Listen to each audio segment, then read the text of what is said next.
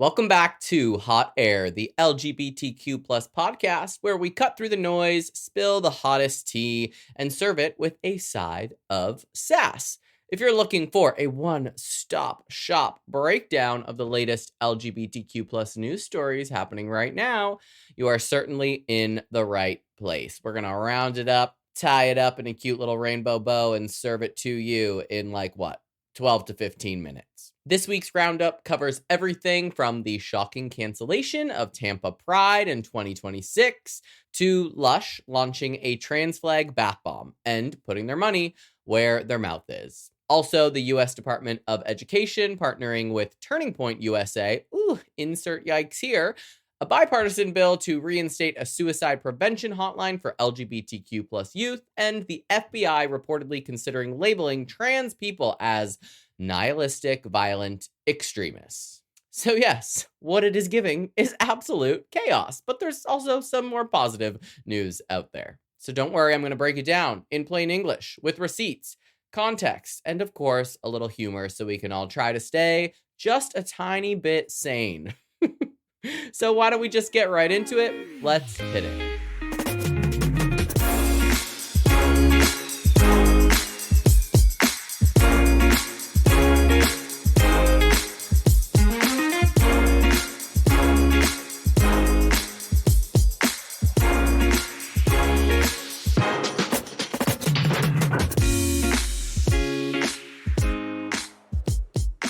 Let's get to our news story number one. Tampa Pride 2026 is canceled.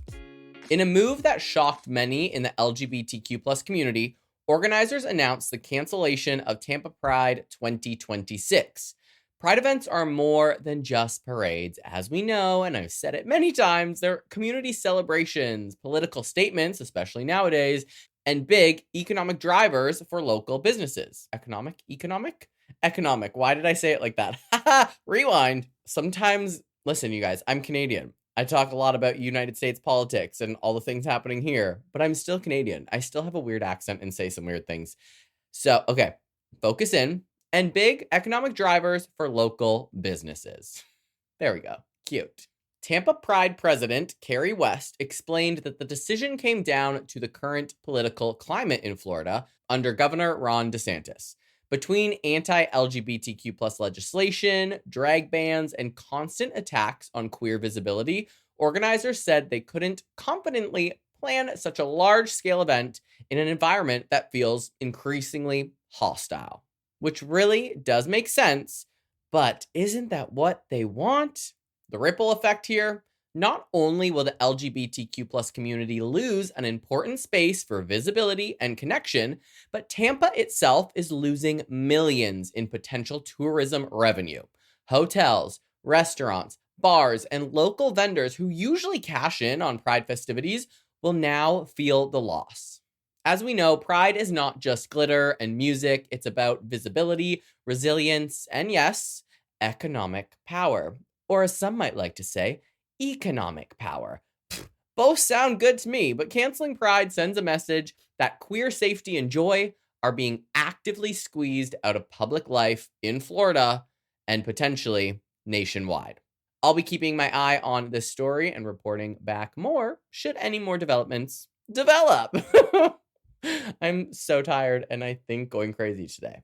Our second story is LUSH. They launched a trans flag bath bomb and they're donating 75% of the profit. So here's a little positive story for you. On a much brighter note, LUSH Cosmetics just launched a limited edition trans flag bath bomb, and it's more than just pretty pastel bubbles and colors. The company announced that 75% of the profits will go directly to Trans Hub, which is a nonprofit resource center supporting trans people with healthcare, legal help, and community resources. The bath bomb, designed in the colors of the transgender flag, blue, pink, and white, isn't just about self-care. It's a statement of solidarity and an example of corporate allyship done right. While many companies slap rainbows on their products every June, and then they call it a day, LUSH is putting real money into trans advocacy. And I think that is dope as fuck. Critics, of course, are crying, oh no, woke bubbles. They're going crazy online. But let's be honest here. Let's be fucking real. If a bath bomb threatens your worldview, maybe the problem is not the bath bomb. And by maybe, I mean the problem is not the bath bomb. Supporting LGBTQ plus causes means more than rainbow marketing. It means tangible financial support, advocacy, and visibility. LUSH is showing that corporations can balance business with real impact. And I, for one, will be going to get one, or maybe several, because I live for a bath moment. Although I don't really use bath bombs, but I will now. Now, not to really dim our light and our shine and our excitement about those LUSH bath bombs, but moving on to news story number 3. The Department of Education is partnering with Turning Point USA. Yes, we're getting into some news that had the entire LGBTQ plus world collectively groaning. And groaning, not in a hot way. It's not hot, okay? Like a bad groan. Like, oh God, what's happening? The U.S. Department of Education announced a partnership with Turning Point USA. For those that are unfamiliar, Turning Point USA is a conservative youth organization founded by Charlie Kirk, known for pushing anti-LGBTQ plus rhetoric, book bans, and political activism in schools. I had a clip of Charlie speaking in the previous episode of Hot Air, so if you want to check that out and get a quick little snippet of how he actually feels about the LGBTQ plus community, you know where to find it. The official line is that this collaboration is about civic engagement, but critics argue that it's essentially giving Turning Point a pipeline into schools while sidelining LGBTQ plus and inclusive education programs. For a little bit more context, Turning Point USA has been a driving force behind attacks on trans-inclusive school policies, LGBTQ plus library books, and drag queen events. So the Department of Education legitimizing them as a partner? Yeah, that is a big-ass motherfucking red flag. I can't even take myself seriously today.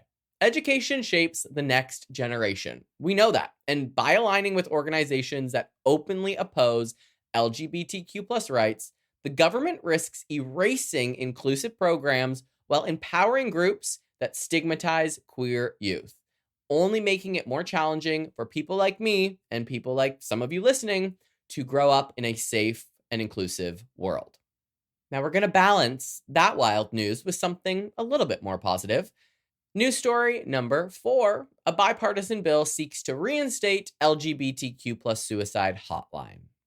Finally, some hope in these grim times. A bipartisan group of lawmakers introduced a bill to reinstate a national suicide prevention hotline specifically for LGBTQ plus youth. The previous hotline, which offered specialized support for queer and trans kids, lost funding, aka the funding was taken away by the Trump administration.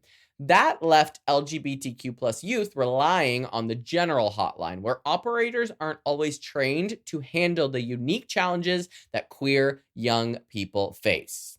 And I can feel the eye rolls now from people that are like, why do queer people need something special?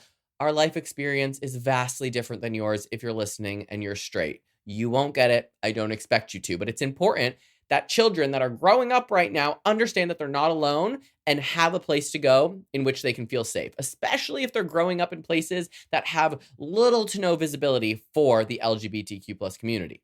The proposed bill would restore a dedicated line, ensuring that LGBTQ plus youth can speak to people who understand their struggles, whether it's coming out, bullying, rejection from family, or a mental health crisis. To be straight up, if I knew there was a hotline like this when I was growing up, 100% would have used it. This is a big deal because LGBTQ plus youth are 4 times more likely to attempt suicide than their heterosexual peers. And it's not about being queer, it's about the constant stigma, discrimination, and attacks on existence. Suicide prevention saves lives. A dedicated LGBTQ plus hotline could provide life-saving support to vulnerable youth, proving that bipartisan cooperation can still do some good.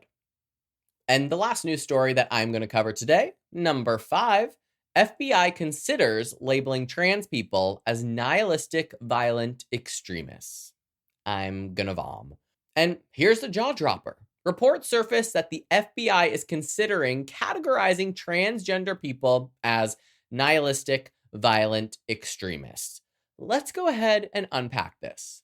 The term suggests that trans individuals are inherently prone to violence because their identities reject societal norms, which is absolutely absurd. Trans people are far more likely to be victims of violence than perpetrators, which I've said a million times. I can say it till I'm blue in the face. Trans people are more likely to be on the receiving end of a crime, a hate crime, a murder, a sexual assault, versus the ones committing those crimes. Critics argue that this is a dangerous overreach that could justify surveillance, profiling, and harassment of trans people simply for existing. And that seems about right. It plays into harmful stereotypes that trans identity is somehow linked to radical extremism and also mental health issues, rather than being what it actually is, a valid expression of self. Trans is just one of many ways to be. The government labeling has consequences. Framing trans people as extremists doesn't just stigmatize, it creates a chilling effect that could increase discrimination, justify crackdowns, and fuel anti-trans narratives. It's only going to give everyone more reason to go after the trans community as if they're not going after them enough right now. And here's why these stories and sharing these stories matters.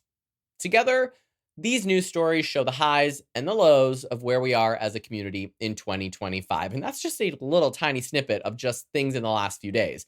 On one hand, we see corporations like LUSH putting real dollars into trans advocacy and bipartisan efforts to support queer youth mental health. On the other hand, we see Pride events canceled out of fear, extremist groups gaining government partnerships, and federal agencies painting trans people as threats. This is also a reminder that LGBTQ+ rights are not guaranteed. They're fought for, defended, and constantly under attack. It almost seems like we're never not under attack now. But it's also proof that resilience, solidarity, and visibility matter now more than ever. So these are stories that are really important to share. So share this episode with your friends, your family. This is such a short little sweet snippet. I actually really enjoyed relaying these messages, even though some were more on the negative side. I think it's so important that we stay in the know. We can turn a blind eye and ignore this stuff, pretend it is not going on until it is at our doorstep, which is a tale as old as time. I get it. It's easy to ignore some of these things, but all you have to do is copy the link and text it to your group chat, or go to the Instagram and share the reel. Even if it's not mine, it could be anyone else's. You gotta stay in the know, especially for these good things, because now we can go buy bath bombs and we can support our trans friends. That's what fucking allies do. If that's what I expect my friends and my family, I gotta do it first. So with all of that being said, thank you for listening to this episode, this tiny little baby episode of Hot Air. I will be back next week with a very exciting episode. I am actually extremely nervous to record it, to meet with these people. I'm not going to say very much because this is like a huge deal for me. Could go one of two ways. I could completely shit it up. I could completely have a mental breakdown while recording it, or be professional and keep my cool and my calm. I think I'm going to go with option B, but you never know. The world is crazy sometimes. If you want to stay up to date and in the know, you can find me on Instagram and TikTok at _hotairpod. Head over to my website, hotairwithjoshuarobert.com. You can now sign up for my newsletter. I'm aiming for the first one to be out the first week of October to celebrate the 6-month anniversary of Hot Air. You can also submit your listener stories there. It could be a coming out story. It could be a time that you struggled with allyship. It can also be a positive story. There's a lot of really good things that happen to us. I am realizing that I kind of come at all of this stuff from a very stressful and anxious point of view, and I'd really like to continue to balance the scary things that are happening that are important to know about with some more positive things. So if you do have positive, happy, LGBTQ plus focused stories to share, feel free to send them in. And I am going to let you go. Happy Friday. I will see you next Tuesday.